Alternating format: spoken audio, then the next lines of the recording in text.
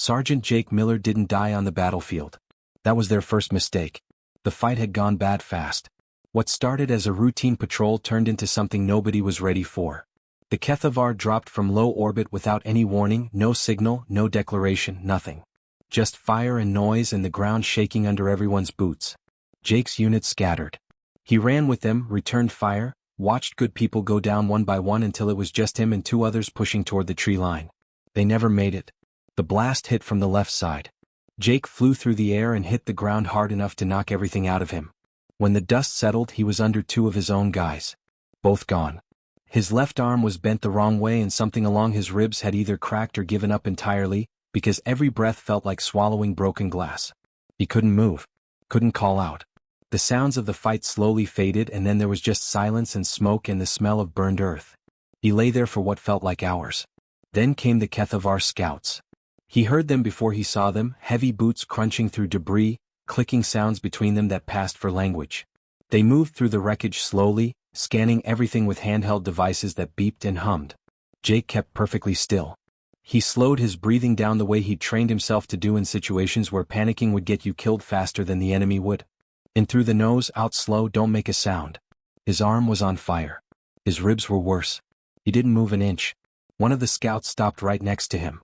Jake could see gray-scaled boots through the narrow gap between the bodies on top of him. The scanner beeped twice, then a third time, slower. Faint vitals. Still alive. The scout made a sound and another one came over. They talked in that clicking language for a moment. Then a bigger voice cut through from further back. For. Jake couldn't see him fully from where he was lying, but he got enough of a look.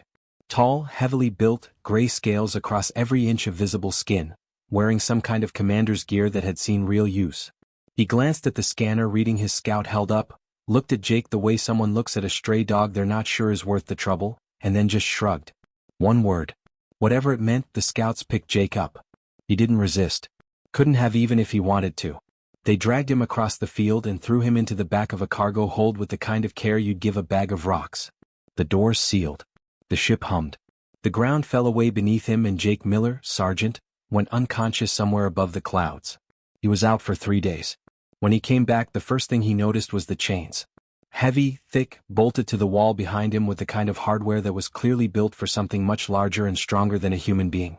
His left arm had been set in some kind of rigid brace, not out of kindness, just to keep the merchandise from getting worse. His ribs were wrapped tight. Someone had cleaned the wound on his side and closed it with something that wasn't stitches but worked the same way. They wanted him alive. That was interesting.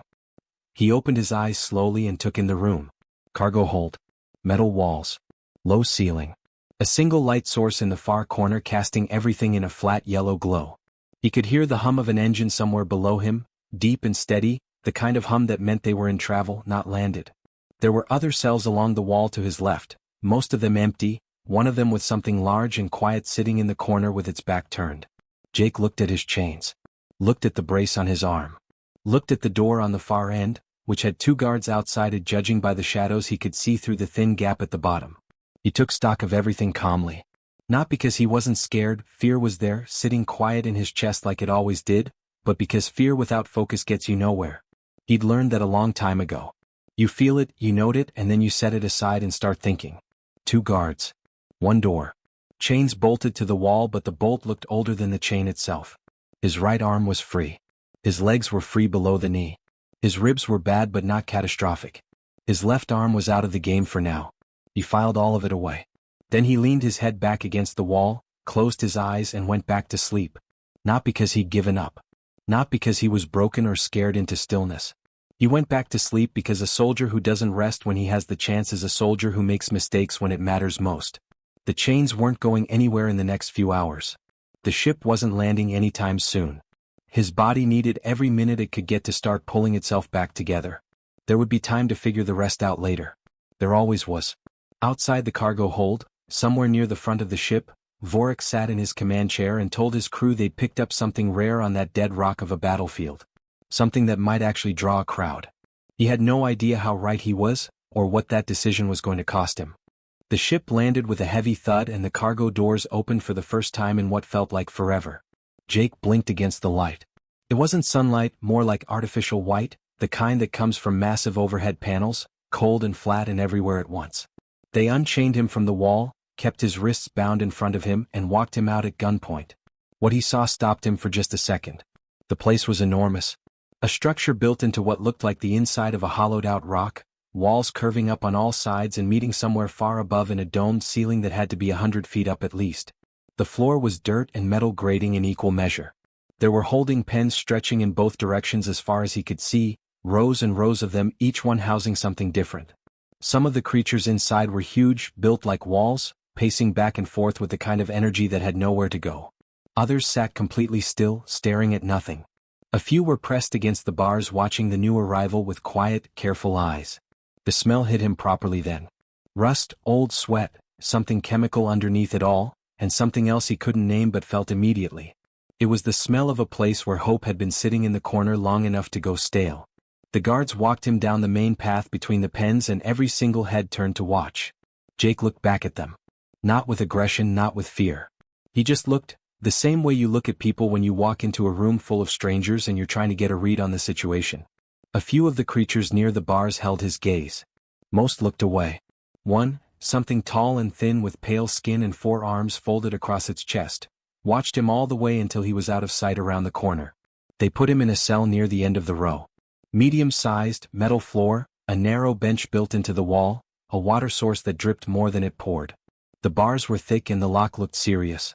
The guards removed his wrist restraints, stepped back and sealed him in without a word.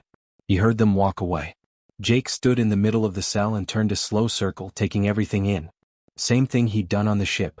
Same thing he always did. You can't work with information you don't have, so you collect it first and figure out what to do with it second. The cell to his left was empty. The one to his right had an occupant, something broad and dark that sat with its back against the far wall and hadn't moved since he arrived. He couldn't tell if it was asleep or just done with everything. Further down the row he could hear movement, low sounds, the occasional clang of something hitting metal. Then the intercom crackled. It was a voice, loud, practiced, the kind of voice that knew how to work a crowd. It spoke in the Kethavar language first, a string of hard clicking sounds that bounced off the stone walls, and then switched to a translation frequency that came through a small speaker built into the corner of each cell. Jake caught about half of it, but the half he caught was enough. New arrival. Pen 7. Species designation human. Home system Sol 3. Classification ground infantry. Physical assessment below standard threshold for arena participation. Current condition damaged. Probability of first bout survival 31%. Then the voice said something that got a laugh from somewhere above, from what Jake now realized was a viewing gallery running along the top of the pen structure, where various Kethavar and other species walked and pointed and treated the whole thing like a zoo visit. The translation came through a beat later. Soft one. Jake heard the laughter filter down from the gallery. He stood there and let it land, and then he got down on the floor and started doing push-ups. His left arm was still in the brace.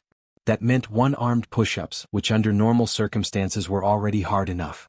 With cracked ribs and a body that had just spent 3 days unconscious in a cargo hold, they were something else entirely. The first one hurt. The 5th one was worse. By the 10th his arm was shaking and his ribs were sending very clear complaints up through his chest and into his jaw. He kept going. Not to perform. Not to show off for the gallery or prove anything to the voice on the intercom.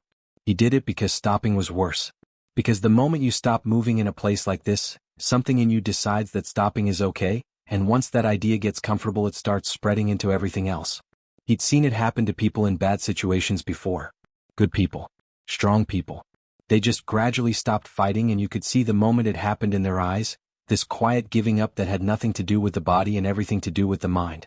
That wasn't going to be him. He got to 30 and sat up. Breathed through the pain in his ribs until it backed off to something manageable. Then he looked around the cell again with fresh eyes, because everything looks a little different once you've done something hard and come out the other side of it. The creature to his right had turned around. It was watching him now through the bars, expression unreadable but watching.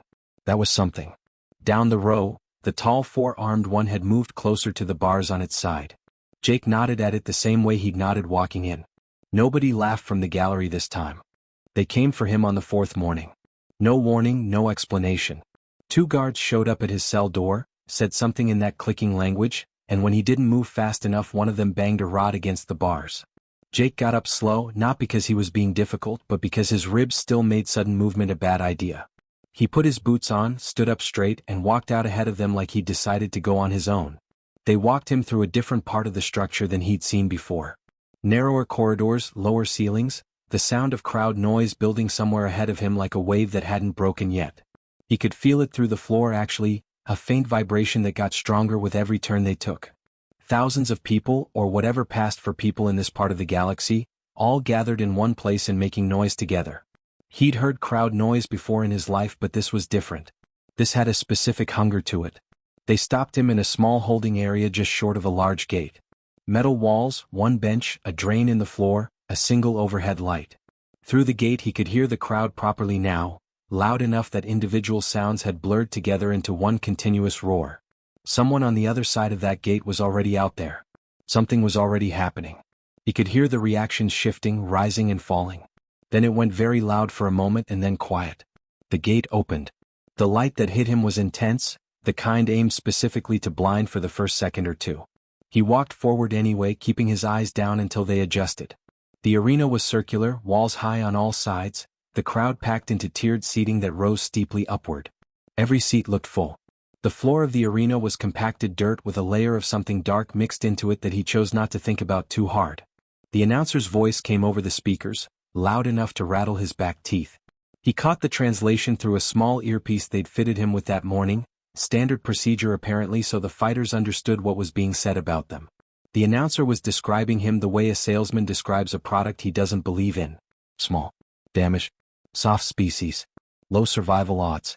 31% had apparently become a running joke because the crowd responded to it with laughter and the kind of noise that meant they were already comfortable with how this was going to end. Then the announcer described his opponent and the crowd's energy shifted into something different. Louder. More genuine.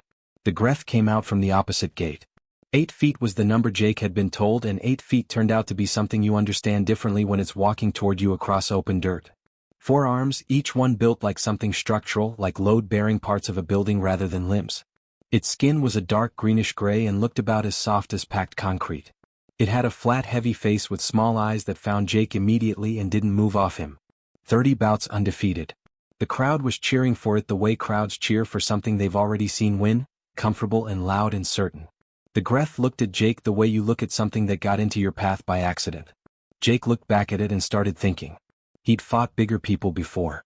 Not this much bigger, but bigger. And what he'd learned over years of actual fighting, not training, actual situations where losing meant something real, was that size creates habits. Big things hit hard, and hard hits work so often that big things stop thinking about what happens when the hard hit doesn't finish it. They don't plan past the first exchange because they've never had to. That was the angle. Small as it was, that was the angle. The signal sounded and the Greth crossed the distance between them faster than something that size had any right to move. The first hit caught Jake on the left side and lifted him off the ground. He came down hard, rolled, got his feet under him and stood back up before the crowd had fully finished reacting. His ears were ringing. His ribs, which had been doing better, immediately filed a formal complaint. He ignored both. The crowd noise dropped half a level. Not silent. Just slightly confused. The Greth came again. Jake moved laterally this time, not far enough to avoid it completely but enough to change the angle, and the follow-through sent the Greth a step past where it meant to be. Jake hit it twice in that window, fast and specific, targeting the joint where 2 of its left arms connected to its body. Not enough to damage, not yet. Just information. He was learning what it felt like to hit this thing and where it reacted. The Greth turned and grabbed him. That part was bad. Being held by something with 4 arms and the grip strength to match meant that for about 4 seconds Jake was completely controlled and taking damage with very limited ability to respond. He tucked his chin, protected what he could, and waited for the moment the grip shifted. It always shifts. The moment something thinks it's won, it changes how it's holding you, and that change creates a gap. The gap came. He used it. What followed was not clean or impressive looking. It was grinding and painful and ugly in the way that real fights always are when they go past the first minute. Jake got knocked down twice more. Both times he got back up. The second time was slower and he could feel the crowd's confusion deepening into something else, something quieter and less certain than before. By the 5th minute the roaring had dropped to almost nothing. People in the stands were leaning forward. The laughing had completely stopped. The announcer had gone quiet too, which was somehow the strangest detail of all. The Greth was breathing hard. Its movements had slowed just slightly, the way anything slows when it expected something to be over and it isn't.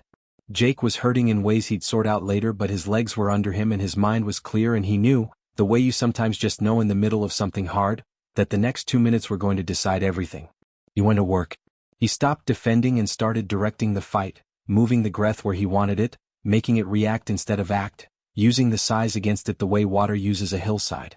The crowd watched in complete silence now, thousands of beings sitting perfectly still, watching something they hadn't expected and didn't have a category for yet. By the 7th minute the Greth was on the ground. Jake stood over it breathing hard, ribs burning, left arm aching from wrist to shoulder. He didn't raise his hands. Didn't perform for the crowd.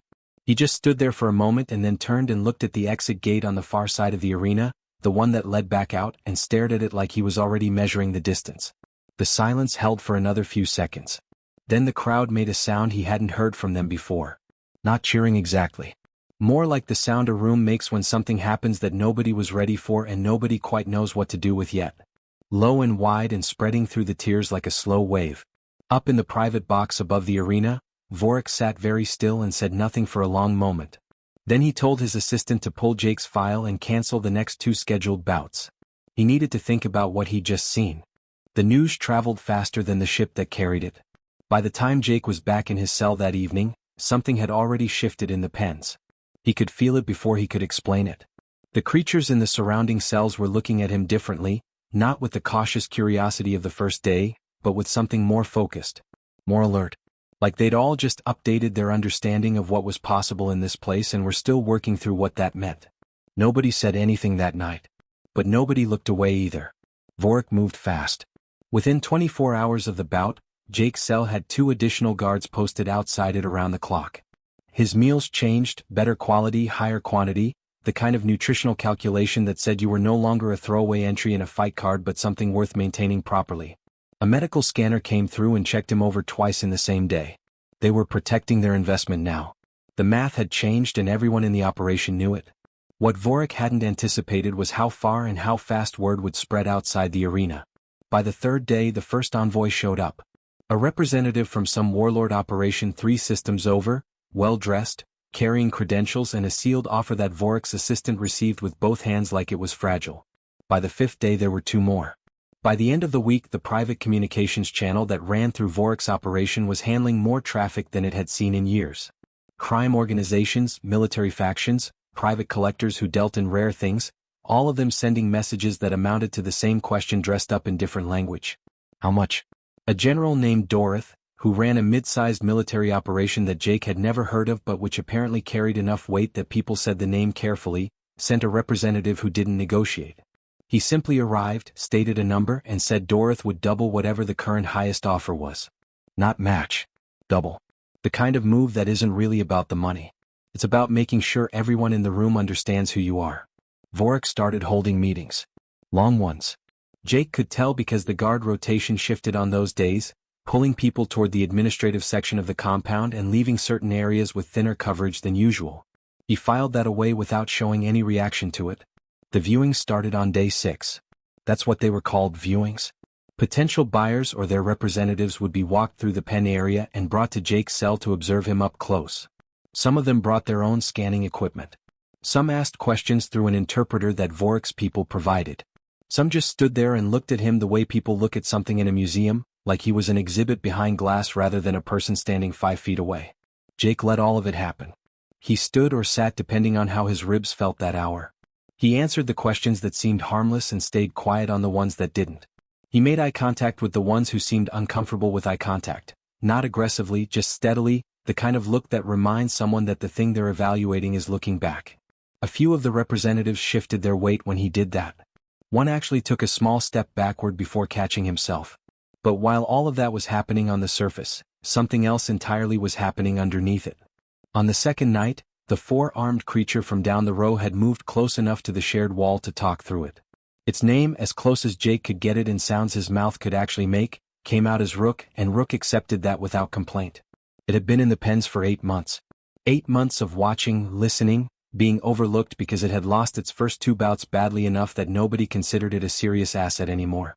Which meant nobody watched it very carefully. Rook knew the compound the way you learn a place when you have nothing but time and nobody paying attention to you. The shift changes happened on a 90-minute rotation except between the second and third hour of the night cycle when they stretched to 110 because the guard supervisor on that shift was consistent about taking a longer break. The gate on the east corridor used a mechanical lock as a backup to the electronic one, and the mechanical lock had a worn cylinder that didn't seat properly if you applied lateral pressure while turning. The power relay for the holding pen section ran through a junction box in the maintenance corridor behind the north wall, accessible through a ventilation panel that had 2 screws instead of 4 because someone had run out of the right size and never come back to finish the job. Rook had gathered all of this across 8 months of quiet observation and done nothing with it because alone it was just information. Information without a plan or the people to execute one is just weight you carry around. Tom came into the picture on day 4. He was 3 cells down on the opposite row, small, wiry, the kind of build that looks unremarkable until you notice how nothing about the way he moves is wasted. He'd been a pilot before the HFY picked him up, which meant he understood mechanical systems and more importantly understood how things that were supposed to work in sequence could be interrupted at the right moment to produce a completely different outcome. He'd also been watching the maintenance crew that serviced the pen section for the entire 6 weeks he'd been held, and he knew their schedule better than some of them probably did. The 3 of them talked in pieces. A few sentences through the wall when the guards were at the far end of their rotation. A word or 2 passed through the meal exchange when the trays came through. Nothing that looked like anything from the outside.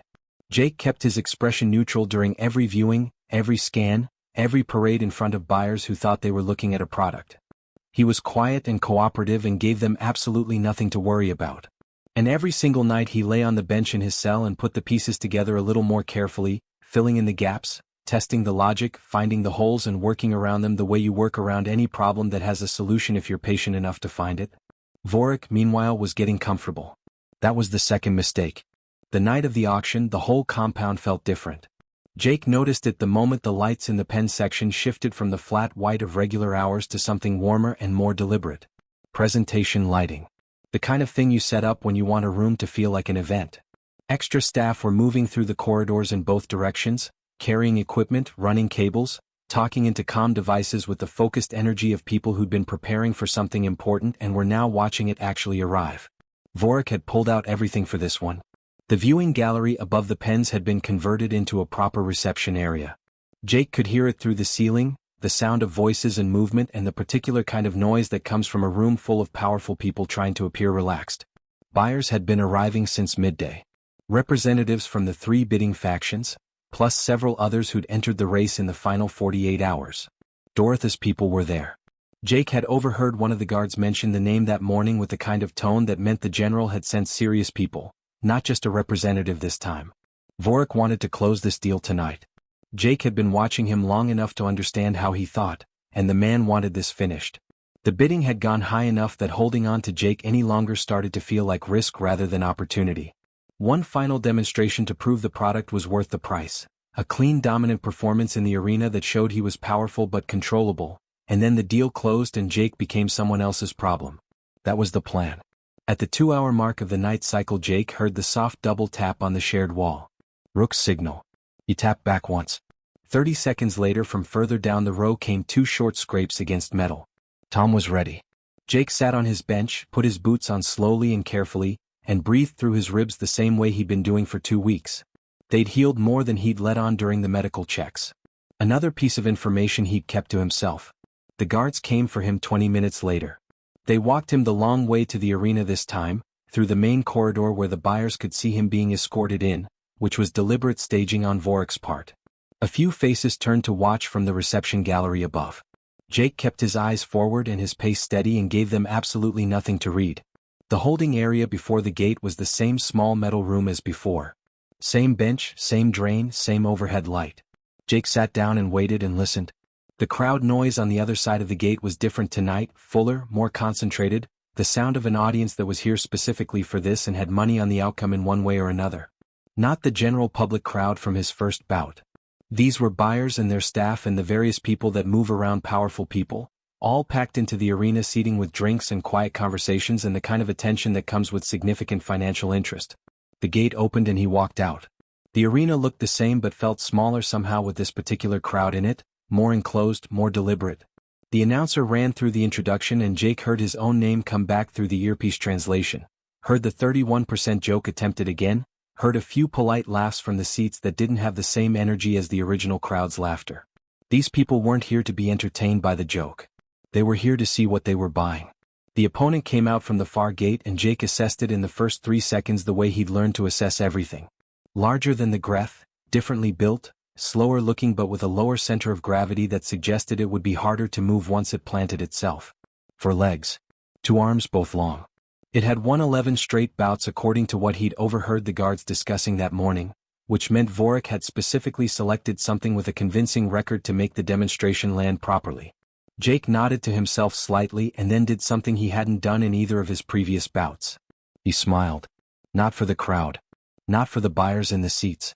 Just because the plan was already running and the part of his brain that had been doing nothing but wait and calculate for 2 weeks had just switched from standby into something much more awake. He let the first 90 seconds go the way Vorik needed them to go.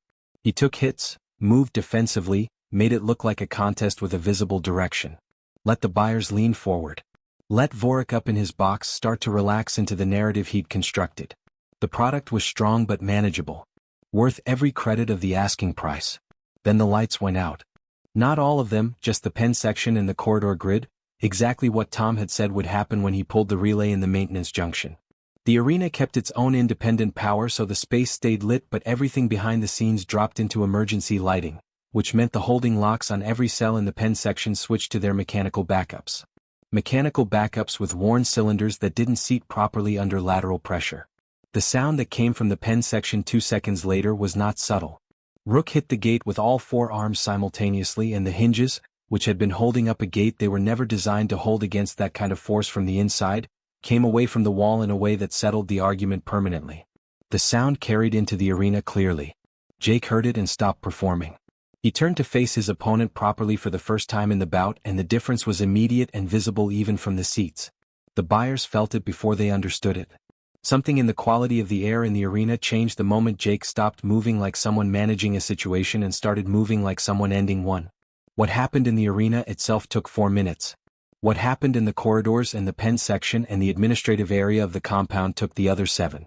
32 fighters came out of those cells, different species, different sizes, different histories, all of them sharing one thing in common, which was that they'd been watching Jake for 2 weeks and had made a quiet individual decision to be ready when something happened. Tom had the east corridor gate open before the guards in that section had finished processing what the power cut meant. Rook moved through the compound like a problem that couldn't be negotiated with. The guards who made the reasonable decision to step aside found that the fighters moving past them were focused and purposeful and not interested in anything except the exit. Nobody got left behind. Jake had been specific about that in the planning. Everyone in the pens who wanted out was getting out. Vorik made it as far as the rear loading dock before he ran out of options. Jake found him there, backed against a wall with 2 guards who'd made the wrong call about whether to stay or go. Jake looked at him for a moment and then looked at the guards and the guards looked at each other and put their weapons on the ground. Vorik said something in that clicking language, fast and sharp. Jake didn't need the earpiece to understand the general shape of it. He'd heard desperate bargaining before in various forms. It sounded the same in every language. He didn't respond. He just stepped past him and walked toward the front gate where 32 fighters were already assembled and waiting, standing in the flat open space outside the compound entrance under a sky full of unfamiliar stars. Tom was there. Rook was there, gate hinges still caught in one of its upper hands for reasons that seemed more habitual than intentional at that point. Jake walked out through the front gate and didn't look back. Nobody came after them. Not that night, not across the open ground they covered in the hours that followed. Vorik's operation was finished in the practical sense, the kind of finish that doesn't get rebuilt because the story of how it ended travels faster than any repair effort could. Word moves through the criminal networks and the warlord channels and the back corridors of every species that runs operations like that one, and the word that moved that night was specific and it was clear. A human soldier. Captured. Wounded. Written off as a curiosity. Walked out of the most feared arena circuit in 3 systems with 32 people behind him and the whole operation in pieces. Don't collect humans. Not as prizes. Not as exhibits. Not as products to be studied and sold and demonstrated for buyers in good seats. You find one on a battlefield, still breathing, buried under the wreckage of a fight that already went wrong for everyone else, you make a different call than Vorik made. Because the thing about humans, the thing that no scanner reading or probability assessment or pre-bout announcement actually captures, is that they don't calculate survival the way other species do. They don't weigh odds and adjust behavior accordingly. They just decide they're not done yet and then they keep going until the situation agrees with them. 31% had never meant anything to Jake. He'd never been interested in the odds. He'd only ever been interested in what came next.